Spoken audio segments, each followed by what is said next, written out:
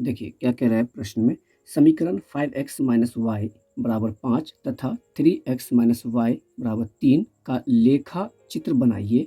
इन रेखाओं तथा y अक्ष से बने त्रिभुज का क्षेत्रफल भी ज्ञात करें। मतलब पहले हमें आलेख खींचना है समीकरण 1 और समीकरण दोनों के लिए। इन दोनों के लिए जब हम ग्राफ खींचेंगे तो ये दोनों ग्राफ कहीं पर इंटरसेक्ट करेंगे ज़रूर, और y अक्ष को भी शामिल करते हुए हमें एक ट्रायंगल बनेगा, उसका एरिया भी बतलाना है।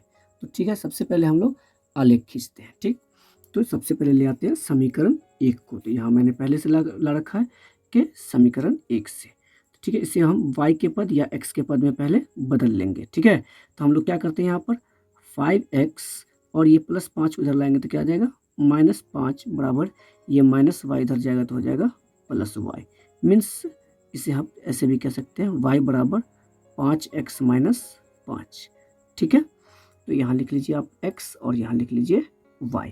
कम से कम 2 हल लेना है, ज़्यादा से ज़्यादा जितना आप चाहें ले सकते हैं, लेकिन मैं आपसे कहूँगा 3 हल कम से कम लीजिए।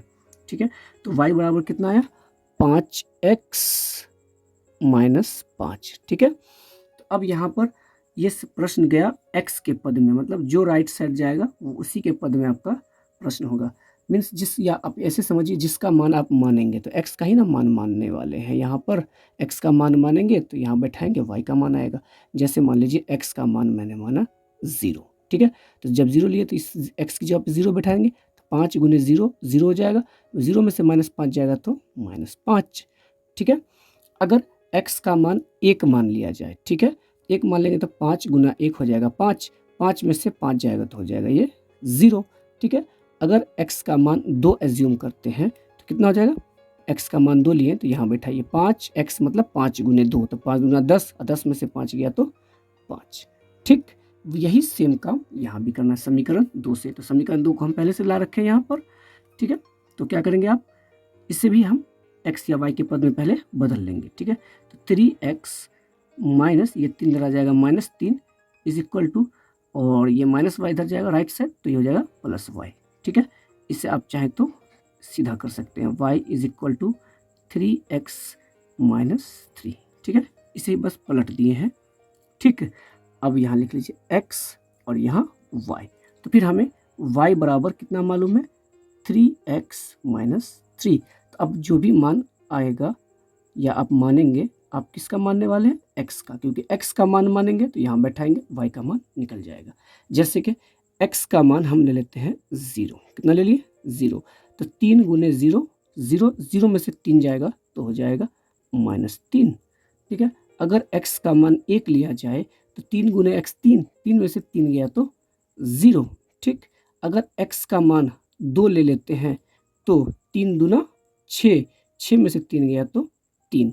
हमें कैसा मान लेना चाहिए, तो कोशिश कीजिए कि ऐसा मान लीजिए जो 7-8 के आसपास हो, और कैलकुलेट कर कर y का मान या x का मान आप निकाल रहे हैं उसका भी वैल्यू 7-8 के आसपास ही आए तो बेहतर रहेगा, क्योंकि आपके कार्तीय तल पर 7-8 तक मैक्सिमम बैठाया जा सकता है। आप माइनस में भी ले सकते हैं मान, प्लस में भी ले सकते हैं, पॉइंट में भी ले सकते हैं, लेकिन कोशिश करना है कि प्लस या माइनस में ही आपका काम निकल जाए, पॉइंट में प्रश्न को ले जाने की कोशिश नहीं करना है। ठीक, क्योंकि एक 2 चर वाले एक रैखिक समीकरण के अनगिनत हल होते हैं, तो उस अनगिनत में से कोई 2 या 3 हल हमें लेना है मात्र। तो चलिए अब इसका हम ग्राफ बनाते हैं। सबसे पहले क्या है 0 से -5, तो x है 0 और y है -5, तो यहाँ आ जाएगा ये बिंदु। ठीक है, तो ले देंगे 0 से -5, क्योंकि y अक्ष पर x का नियामक 0 होता है, तो x का नियामक 0 है। फिर 1 से 0, 1 से 0, तो x 1 है y 0 है, तो x अक्ष पर ही ले लेंगे, तो क्योंकि x अक्ष पर y का नियामक होता है 0, तो ये हो गया 1 से 0। 2 से 5, x की तरफ से 2 और y की तरफ से 5, यही पॉइंट होगा ना, x की तरफ से 2 और y की तरफ से 5, ये हो गया 2 से 5। अब क्या करेंगे आप, इन तीनों बिंदु को मिलाकर एक रेखा खींच दीजिए। ठीक है, हाँ ठीक है, यहाँ पर एक सरल रेखा खींच दिए। इस पे आप इस समीकरण को लिख दीजिए, क्या है 5x minus Y is equal to 5।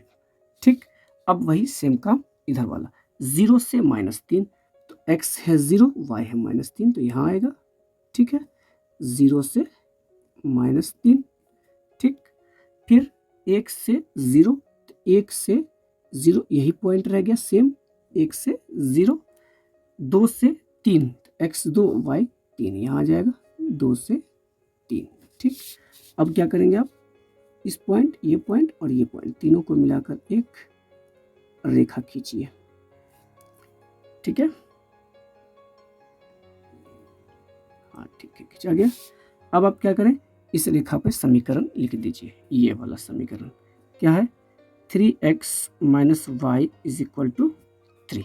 ठीक, अब सवाल क्या कह रहा था कि इन रेखा, ये पहला रेखा ये है, दूसरा रेखा ये है, तो इन रेखा और y अक्ष से कौन त्रिभुज बना, तो ये वाला त्रिभुज जो क्या है, ये वाला ट्राइंगल, इसे मैं यहाँ पर थोड़ा कलर कर दे रहा हूँ ताकि अच्छे से समझ में आ जाए।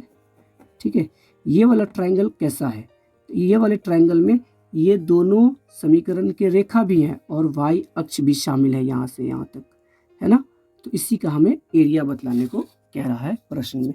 तो एरिया कैसे निकालेंगे, तो आप क्या कीजिए, इसे बेस मान लेते हैं इधर वाला को, ये वाले को, तो आपको प्लस या माइनस पे ध्यान नहीं देना, सिर्फ आप यहाँ पर एकक को गिनेंगे।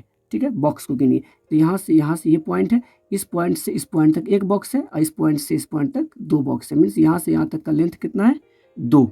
ठीक, तो मीन्स आपको बेस मालूम हो गया 2 इकाई। ठीक है, हाँ ठीक है।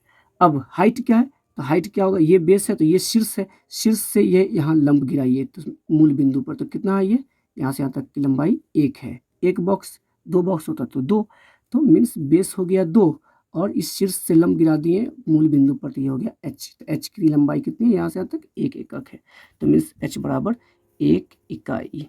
ठीक है, इसीलिए क्या निकालना हमें, त्रिभुज का क्षेत्रफल बराबर निकालने को कह रहा है। 1/2 गुने आधार गुने ऊंचाई, तो 1/2 आधार है 2 और गुने ऊंचाई है 1, तो 2 1 का 2 बराबर 1 1 का 1 आ गया, वर्ग इकाइयाँ।